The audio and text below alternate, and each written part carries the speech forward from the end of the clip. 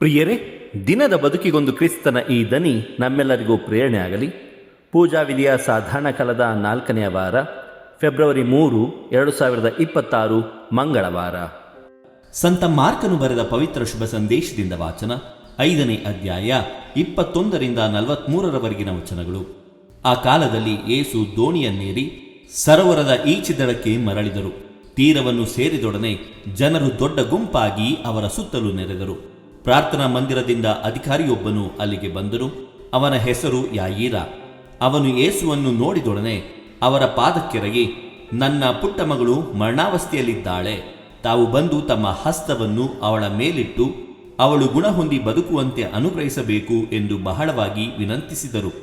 ಯೇಸು ಅವನ ಜೊತೆಯಲ್ಲಿ ಹೊರಟರು. ದೊಡ್ಡ ಜನಸ್ತೋಮವು ಯೇಸುವನ್ನು ಮುತ್ತಿಕೊಂಡು ಅವರ ಜೊತೆಯಲ್ಲೇ ಹೊರಟಿತು. 12 ವರ್ಷಗಳಿಂದಲೂ ರಕ್ತಸ್ರಾವ ರೋಗದಿಂದ ಬಳಲುತ್ತಿದ್ದ ಮಹಿಳೆಯೊಬ್ಬಳು ಆ ಗುಂಪಿನಲ್ಲಿದ್ದಳು. ಅನೇಕ ವೈದ್ಯರಿಂದ ಚಿಕಿತ್ಸೆ ಪಡೆದಿದ್ದರೂ, ಕೈಯಲ್ಲಿದ್ದ ಹಣವನ್ನೆಲ್ಲ ವ್ಯಯ ಮಾಡಿದ್ದರೂ ಅವಳ ರೋಗ ಮಾತ್ರ ಉಲ್ಬಣ ಆಗುತ್ತಿತ್ತೇ ಹೊರತು ಸ್ವಲ್ಪವೂ ಗುಣಮುಖವಾಗುತ್ತಿರಲಿಲ್ಲ. ಯೇಸುವಿನ ವಿಷಯವಾಗಿ ಜನರು ಹೇಳುತ್ತಿದ್ದುದನ್ನು ಆಕೆ ಕೇಳಿ ಜನರ ಗುಂಪಿನಲ್ಲಿ ಸೇರಿ ಯೇಸುವನ್ನು ಹಿಂಬಾಲಿಸಿದಳು. ನಾನು ಅವರ ಉಡುಪನ್ನು ಮುಟ್ಟಿದರೂ ಸಾಕು, ಗುಣ ಹೊಂದುವೆನು ಎಂದುಕೊಂಡು ಯೇಸುವಿನ ಉಡುಪನ್ನು ಮುಟ್ಟಿದಳು. ಅದನ್ನು ಮುಟ್ಟಿದಾಕ್ಷಣ ಅವಳ ರಕ್ತಸ್ರಾವ ನಿಂತು ಹೋಯಿತು. ಕಾಡುತ್ತಿದ್ದ ವ್ಯಾಧಿಯಿಂದ ತಾನು ಗುಣ ಹೊಂದಿದ್ದೇನೆಂದು ಆಕೆಗೆ ಅರಿವಾಯಿತು. ಇತ್ತ ಯೇಸು ರೋಗವನ್ನು ಗುಣಪಡಿಸುವ ಶಕ್ತಿ ತಮ್ಮಿಂದ ಹೊರಹೊಮ್ಮಿದ್ದನ್ನು ತಕ್ಷಣ ತಿಳಿದು ಸುತ್ತಲಿದ್ದ ಜನರತ್ತ ತಮ್ಮ ದೃಷ್ಟಿಯನ್ನು ಹರಿಸಿ, ನನ್ನ ಉಡುಪನ್ನು ಮುಟ್ಟಿದವರಾರು ಎಂದು ಪ್ರಶ್ನಿಸಿದರು. ಅದಕ್ಕೆ ಶಿಷ್ಯರು, ತಮ್ಮ ಸುತ್ತಲೂ ಜನರು ಮುತ್ತಿಕೊಂಡಿರುವುದು ತಮಗೆ ತಿಳಿದೇ ಇದೆ, ಆದರೂ ನನ್ನನ್ನು ಮುಟ್ಟಿದವರು ಯಾರು ಎಂದು ಕೇಳುತ್ತಿರಲ್ಲ ಎಂದರು. ಆದರೆ ಯೇಸು ತಮ್ಮನ್ನು ಮುಟ್ಟಿದವರು ಯಾರೆಂದು ಗುರುತಿಸಲು ಸುತ್ತಲೂ ನೋಡುತ್ತಿದ್ದರು. ತನ್ನಲ್ಲಿ ಸಂಭವಿಸಿದ್ದನ್ನು ಅರಿತಿದ್ದ ಆ ಮಹಿಳೆ ಭಯದಿಂದ ನಡುಗುತ್ತಾ ಮುಂದೆ ಬಂದು ಯೇಸುವಿನ ಪಾದಕ್ಕೆ ಎರಗಿ ಅವರಿಗೆ ನಡೆದ ಸಂಗತಿಯನ್ನು ತಿಳಿಸಿದಳು.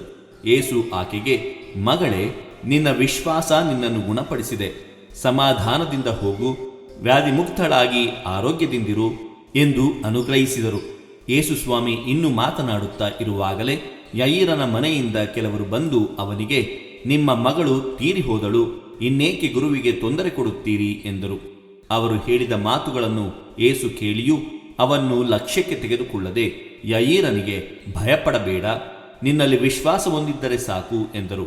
ಅನಂತರ ಪೇತ್ರ, ಯಾಕೋಬ ಹಾಗೂ ಅವನ ಸಹೋದರ ಯೋವಾನ ಇವರನ್ನು ಮಾತ್ರ ತಮ್ಮ ಜೊತೆಯಲ್ಲಿ ಕರೆದುಕೊಂಡು ಯಾಯೀರನ ಮನೆಯನ್ನು ತಲುಪಿದರು. ಅಲ್ಲಿ ಜನರ ಗೋಳಾಟ, ಗೊಂದಲದ ದೃಶ್ಯ ಅವರ ಕಣ್ಣಿಗೆ ಬಿತ್ತು. ಯೇಸು ಮನೆಯೊಳಕ್ಕೆ ಹೋಗಿ, ಏತಕ್ಕೆಲ್ಲ ಇಷ್ಟೆಲ್ಲ ಗಲಭೆ, ಗೋಳಾಟ? ಬಾಲಕಿ ಸತ್ತಿಲ್ಲ, ನಿದ್ರಿಸುತ್ತಿದ್ದಾಳೆ ಎಂದರು. ಇದನ್ನು ಕೇಳಿದ ಜನರು ಯೇಸುವನ್ನು ಪರಿಹಾಸ್ಯ ಮಾಡಿದರು. ಆದರೆ ಯೇಸು ಎಲ್ಲರನ್ನು ಹೊರಗೆ ಕಳುಹಿಸಿ ಬಾಲಕಿಯ ತಂದೆ ತಾಯಿಯನ್ನು ಮತ್ತು ತಮ್ಮೊಂದಿಗಿದ್ದ 3 ಶಿಷ್ಯರನ್ನು ಮಾತ್ರ ಕರೆದುಕೊಂಡು ಆ ಬಾಲಕಿಯನ್ನು ಮಲಗಿಸಿದ್ದ ಕೊಠಡಿಯನ್ನು ಪ್ರವೇಶಿಸಿದರು. ಆಕೆಯ ಕೈಯನ್ನು ಹಿಡಿದು ತಲಿಥಾಕುಂ ಎಂದರು. ಮಗಳೇ, ನಿನಗೆ ಹೇಳುತ್ತೇನೆ, ಎದ್ದೇಳು ಎಂಬುದು ಆ ಮಾತಿನ ಅರ್ಥ.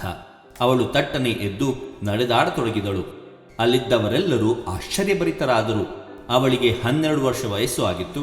ಈ ವಿಷಯವನ್ನು ಯಾರಿಗೂ ತಿಳಿಸಬಾರದೆಂದು ಯೇಸು ಅವರಿಗೆ ಕಟ್ಟಪ್ಪಣೆ ಮಾಡಿದರು. ಬಾಲಕಿಗೆ ತಿನ್ನಲು ಏನಾದರೂ ಕೊಡುವಂತೆ ತಿಳಿಸಿದರು. ಪ್ರಭುವಿನ ಶುಭ ಸಂದೇಶ. ಕ್ರಿಸ್ತರೇ, ನಿಮಗೆ ಸ್ತುತಿ ಸಲ್ಲಲಿ. ಚಿಂತನೆ. ಸಾವೆಂಬುದು ಕೊನೆಯಲ್ಲ, ಅದು ಜೀವನದ ರೂಪಾಂತರವಷ್ಟೇ. ಪ್ರಭು ಯೇಸು ಕ್ರಿಸ್ತರಲ್ಲಿ ಆತ್ಮೀಯರೇ, ಇಂದಿನ ಶುಭ ಸಂದೇಶದ ವಾಚನ ಮತ್ತೊಮ್ಮೆ ಯೇಸು ಸಾವು ನೋವುಗಳ ನಿವಾರಕನೆಂದು ತಿಳಿಸಿಕೊಡುತ್ತದೆ. ಸಾವು ನೋವುಗಳಿಂದ ಮುಕ್ತಿ ಬೇಕಾದರೆ ನಮ್ಮಲ್ಲಿ ಇರಬೇಕಾದುದು ಒಂದೇ ಒಂದು, ಅದು ಯೇಸುವಿನಲ್ಲಿ ನಮ್ಮ ದೃಢ ವಿಶ್ವಾಸ. ಇನ್ನೊಂದು ಕಡೆ ಸಾವಿನ ಬಗೆಗಿನ ನಮ್ಮ ದೃಷ್ಟಿಯನ್ನು ಪರೀಕ್ಷಿಸಿಕೊಳ್ಳಬೇಕು. ನಮಗೆ ಸಾವೆಂಬುದು ಬದುಕಿನ ಕೊನೆಯಾದರೆ ಯೇಸುವಿಗೆ ನಿದ್ದೆ ಮಾತ್ರ. ಪುನರುತ್ಥಾನ ಜೀವವೂ ಆಗಿರುವ ಯೇಸುವಿಗೆ ಸಾವೆಂಬುದು ಕೊನೆಯಲ್ಲ, ಅದು ಜೀವನ ರೂಪಾಂತರವಷ್ಟೇ. ಅದು ಭಯಾನಕವಾದುದಲ್ಲ, ದೇವರನ್ನು ಕೂಡಿಕೊಳ್ಳುವ ದಾರಿ ಅಥವಾ ದೇವರೊಂದಿಗೆ ಇರುವ ಬಾಳಿನ ಸೋಪಾನ. ದೇವರು ನಮ್ಮೆಲ್ಲರನ್ನು ಆಶೀರ್ವದಿಸಲಿ. ಇದು ಧ್ವನಿ ಮಾಧ್ಯಮ ಮನೆಯ ಕೊಡುಗೆ. ಧ್ವನಿ ವಂದನೆಯ ಸ್ವಾಮಿ ಶಾಂತಕುಮಾರ್ ಜೆ, ಬೆಂಗಳೂರು ಮಹಾಧರ್ಮ ಕ್ಷೇತ್ರ.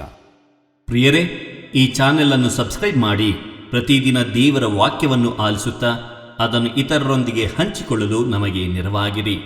ಧನ್ಯವಾದಗಳು.